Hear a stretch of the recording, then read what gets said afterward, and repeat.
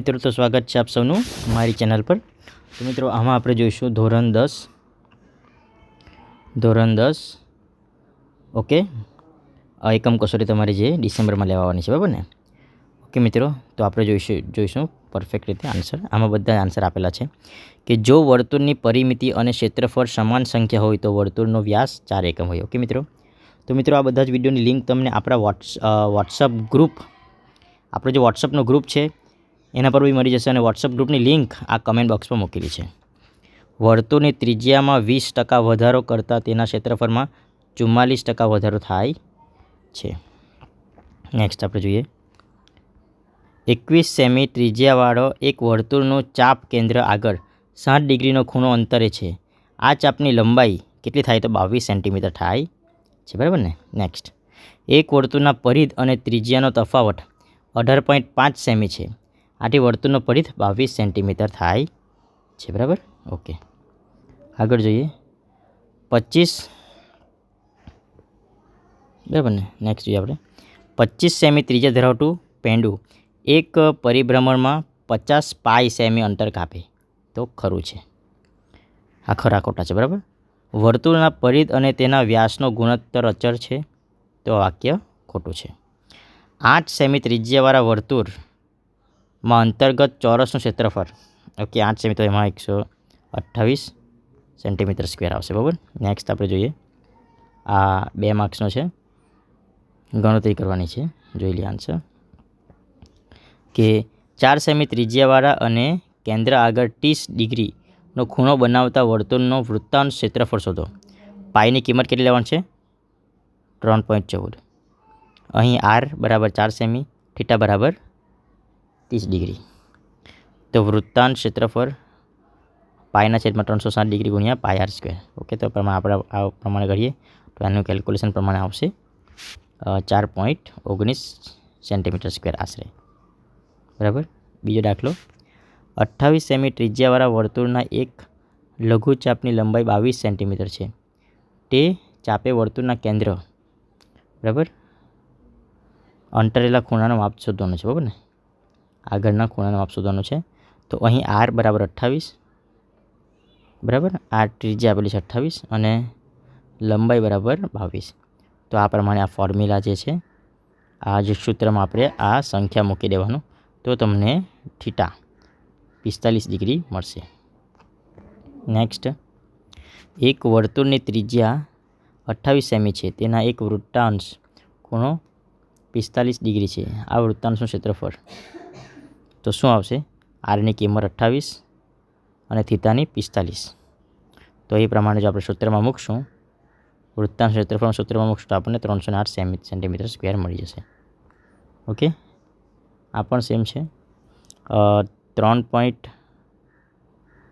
6.3 semi ત્રિજ્યાવાળું, તો ત્રિજ્યા આપી દીધેલી છે। એક ચાપ કેન્દ્ર આગળ 150 માપનો ખૂણો અંતરે છે, તેને અનુરૂપ ચાપની લંબાઈ, ઓકે, તો લઘુ ચાપની લંબાઈ પાઈ આર થીટાના છેદમાં 180, તો જવાબ આપશે 16.5 સેમી। વિભાગ સીમાં પણ તમારે આ જોવાનું છે, આ શું શોધવાનું છે તમારે અહીંયા 20, આ 3 માર્ક્સનો છે, એટલે કેટલા લાંબો દાખલો, 20 સેમી ત્રિજ્યાવાળા વર્તુળની એક જીવા કેન્દ્ર આગળ 90 ડિગ્રીનો ખૂણો અંતરે છે। તે જીવાને અનુરૂપ લઘુ વૃત્તખંડ ક્ષેત્રફળ શોધો। તે પ્રમાણે 3.14 લેવાનું છે, બરાબર ને। તે પ્રમાણે તમારે આકૃતિ દોરીને તમે જે લેશો તો તે પ્રમાણે તમને અહીંયા આ ઓ એ પી બીનું ક્ષેત્રફળ થીટાના છેદમાં 360 ડિગ્રી મળશે, તમને અહીંયા 314 સેન્ટીમીટર સ્ક્વેર મળશે। ઓકે, તે પ્રમાણે તમે આખા દાખલા ગણશો તો તમને અહીંયા જવાબ મળશે 114 સેન્ટીમીટર સ્ક્વેર। એક ઘડિયાળના મિનિટમાં કાંટાની લંબાઈ 14 સેમી છે। મિનિટનો કાંટો 5 મિનિટે પરિભ્રમણ કરે છે। ક્ષેત્રફળ આવડે તે શોધો, બરાબર। તો તે પ્રમાણે તમારે જવાબ શોધવાનો છે અહીંયા। ઓકે, અહીંયા તમને આખો આ સોલ્યુશન જોઈ લો કેવી રીતે લખેલું છે। અહીં તમને આ મળશે 154 સેમી સ્ક્વેર ક્ષેત્રફળ આવડે છે। પછી આ પ્રમાણે અહીંયા શું આપેલું છે કે જલેબી, ચાંદીના તરફથી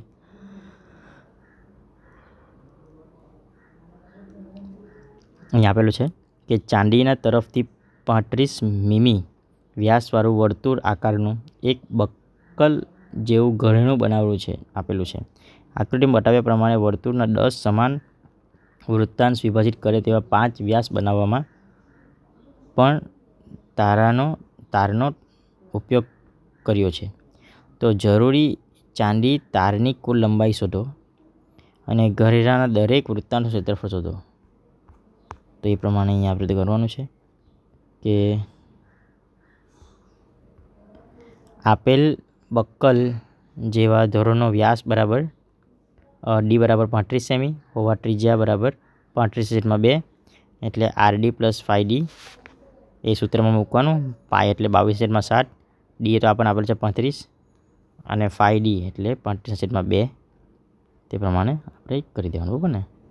તમને 285 મીમી મળશે. બીજું જોવાનું, વર્તુળને 10 સમાન વૃત્તાંશમાં વિભાજિત કરવામાં આવે પણ તો 10 સમાન વૃત્તાંશ પૈકી દરેક વૃત્તાંશ માટે ત્રિજ્યા R મીમી અને થીટા બરાબર ને આ પ્રમાણે.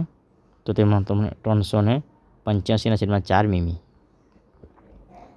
એટલે 285 મીમી અને આ ક્ષેત્રફળ 385/4 બરાબર.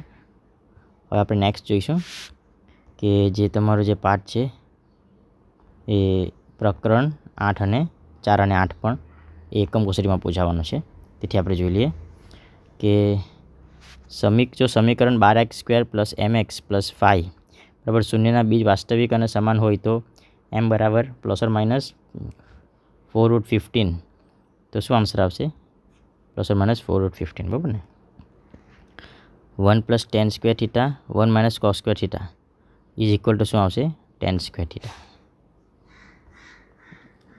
ઓકે, કૌંસમાંથી ખાલી જગ્યા પૂરવાનું છે. જો સમીકરણ 5x² + 11x + k બરાબર 0 નો વિવેચક 81 હોય તો k બરાબર કેટલા? તો 2 આવશે બરાબર ને. cot² θ - cosec² θ = 1 -1 આન્સર આવશે બરાબર ને. દ્વિઘાત સમીકરણ x² + 7x + 12 0નો ઉકેલ 3 અને 4 મળે તો ખરું છે. અહીંયા જો cos x + 3/5 હોય તો tan θ 3/4 તો આન્સર આવશે આ ખોટું. પ્રશ્નનો જવાબ આપવાનો છે. તો આપણે જોઈએ સમીકરણ 2x² + kx - 5 બરાબર 0ના બીજ પરસ્પર વિરોધી સંખ્યાનો હોય તો k શોધવાનું છે. k 0 આવશે બરાબર. આગળ જોઈએ પ્રશ્નમાં. નીચેના પ્રશ્નનો ટૂંકમાં ગણતરી કરી જવાબ આપવાનો છે. નીચે આપેલ સમીકરણો દ્વિઘાત સમીકરણ છે કે કેમ તે ચકાસો બરાબર. x² - 2x બરાબર -2 3 - x. પછી આ બીજો દાખલો છે બરાબર ને આ પ્રમાણે. ઓકે, તો અહીંયા આપણે જોવાનું છે. જો અહીંયા આપેલું છે જેને બરાબર -2 3x = -6 + 2x.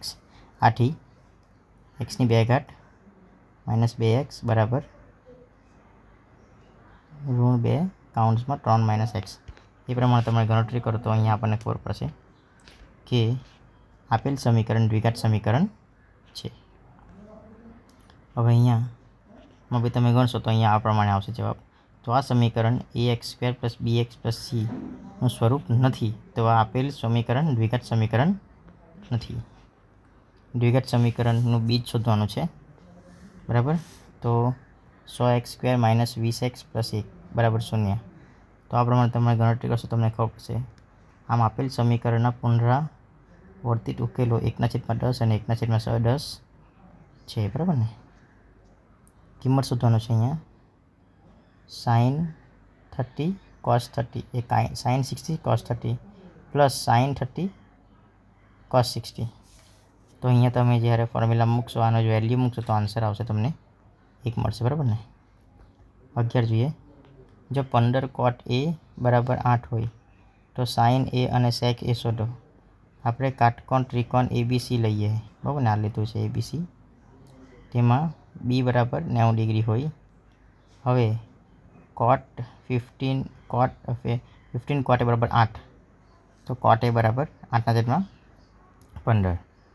તે પ્રમાણે AB 8K તો BC 15K અને K ધન્ય વાસ્તવિક સંખ્યા છે.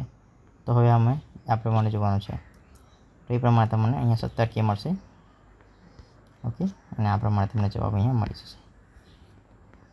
ઓકે, આગળ જોઈએ. આ વસ્તુ સાબિત કરવાનું છે કે sec a 1 - sin a sec a plus tan a is equal to 1. ડાબી બાજુ કે sec a ના કાઉન્ટ્સમાં આપેલું છે બરાબર ને, આટલું આપેલું છે આપણને. હવે 1/, cos a બરાબર આ પ્રમાણે તમે જો ગણી દેશો તમને જમણી બાજુ બરાબર 1 મળશે બરાબર ને. ઓકે, દ્વિઘાત સમીકરણના બીજ શોધવાનું છે. તે પ્રમાણે ઉકેલ આપેલું છે મિત્રો. આ બધું જ આવી ગયું એક પ્લાન પર બરાબર. તો તમે આમાંથી જોઈ લેજો. નેક્સ્ટ આપણે જોઈએ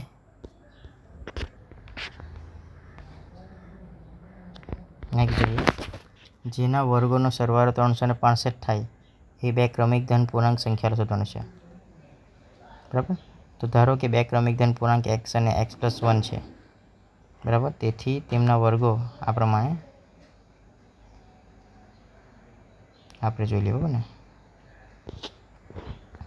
અહીંયા તમને જે જવાબ મળશે, હવે અહીંયા એક્સની જે કિંમત મળે બરાબર ને, તો 13 અને 14 ધન ક્રમાંક બરાબર. હવે આપણે 9 અને 12 જોઈ લઈએ મિત્રો. વિભાગીયમાં છે જમીન પરના એક બિંદુ P થી એક ટાવરની ટોચ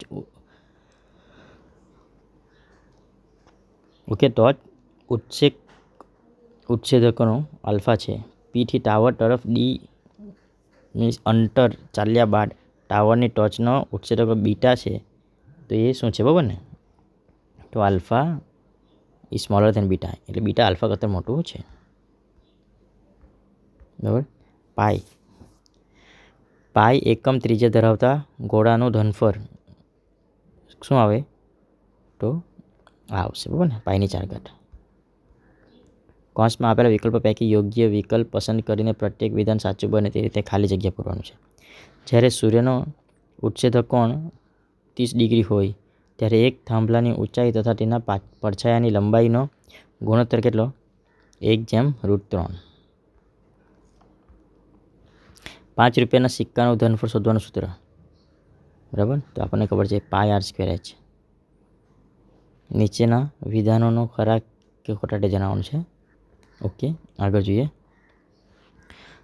ત્રિકોણ ABCમાં કાટખૂણા B છે તો cot A BC/AB ખોટું. નેક્સ્ટ, જો બે ગોલકની ત્રિજ્યાઓનો ગુણોત્તર 3.5 હોય તો તેમની સપાટીના ક્ષેત્રફળનો ગુણોત્તર 3.5 થાય, તો આ આન્સર છે ખોટું.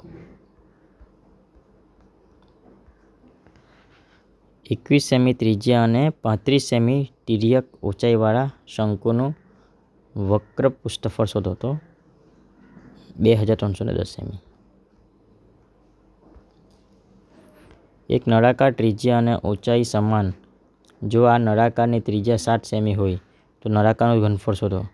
અહીં નળાકારની ત્રિજ્યા r બરાબર 7 સેમી અને ઊંચાઈ 7 બરાબર 7 સેમી.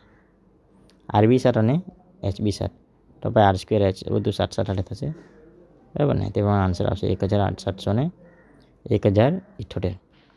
બે ઘન પૈકી પ્રત્યેકનું ઘનફળ 64 સેમી ઘન હોય તેવા બે ઘનનું બરાબર ને, તો તે પ્રમાણે આપણે શોધવાનું છે. તો ધારો કે આ પ્રમાણે, તો આ અહીંયા 4 સંખ્યા મળે બરાબર ને. તો હવે આપણે જોવાનું, આપણે બે ધનને જોડતા બંને લંબઘન લંબાઈ બરાબર 4/4 તો સેમી 4 સેમી થઈ જાય બરાબર ને. તે પ્રમાણે LB BH HL. ઓકે, તો એ પ્રમાણે આન્સર મળશે 160 સેમી બરાબર ને. એક નક્કર નળાકારની ત્રિજ્યા અને ઊંચાઈનો સરવાળો 37 સેમી છે. જો તે નળાકારની કુલ સપાટીનું ક્ષેત્રફળ 1628 હોય તો તેની ત્રિજ્યા શોધવાની છે. ધારો કે નળાકારની ત્રિજ્યા અને ઊંચાઈ અનુક્રમે r સેમી અને તે પ્રમાણે છે બરાબર ને. તો r+h બરાબર 37. નળાકારની કુલ સપાટીનું ક્ષેત્રફળ આ પ્રમાણે આવશે. ઓકે, તે પ્રમાણે 7 સેમી આન્સર થશે. ટાવરની પાયાથી 30 મીટર દૂર રહેલા જમીન પરના એક બિંદુથી ટાવરની ટોચના ઉત્સેચકોનું માપ, બરાબર, તો 30 ડિગ્રી છે. તો આ પ્રમાણે અહીંયા જવાબ આપેલો છે, દાખલો ગણેલો છે, બરાબર ને. તો 10√3 મીટર. તો વિભાગ સીમાં નળાકાર પદાર્થ ઊંચાઈ 2.4 સેન્ટીમીટર અને વ્યાસ 1.4 સેન્ટીમીટર, તેમાંથી તેટલી જ ઊંચાઈ અને વ્યાસવાળો શંકુ કાપી લેવામાં આવે છે, તો વધેલા પદાર્થનો કુલ પૃષ્ઠફળ નજીકના સેમી-સ્ક્વેરમાં શોધો. તો જે આકૃતિ આપે છે તે પ્રમાણે તમારે લખવાનું છે. ઓકે, આ દાખલો ગણેલો છે. T વર્ગમૂળમાં r² અને h², એ પ્રમાણે તમને અહીંયા આન્સર મળશે. 18 સેમી, બરાબર ને. ઓકે, અહીંયા વાવાઝોડાના કારણે એક ઝાડ એ રીતે ભાંગી વળી જાય જેથી તેની ટોચ જમીન સાથે 30 ડિગ્રી માપનો ખૂણો બનાવે, તે રીતે જમીનને સ્પર્શે છે. ઝાડની જમીનને સ્પર્શતી ટોચ અને ઝાડના થડ વચ્ચેનું અંતર 8 સેમી હોય, તો ઝાડનો ઊંચાઈ શોધવાનું છે. તો આ દાખલામાં તમે એ પ્રમાણે ગણી શકો, બરાબર. તો આન્સર આવશે 8√3. આ પ્રમાણે આ દાખલા છે 14માં તમે જોઈ લેજો. ઓકે મિત્રો, આ વિડીયો જો તમને ગમ્યો હોય તો લાઈક કરો, શેર કરો અને સબસ્ક્રાઈબ કરો. તમારા બધા ઘણા જ મિત્રોને આ વસ્તુ શેર કરો. Thank you.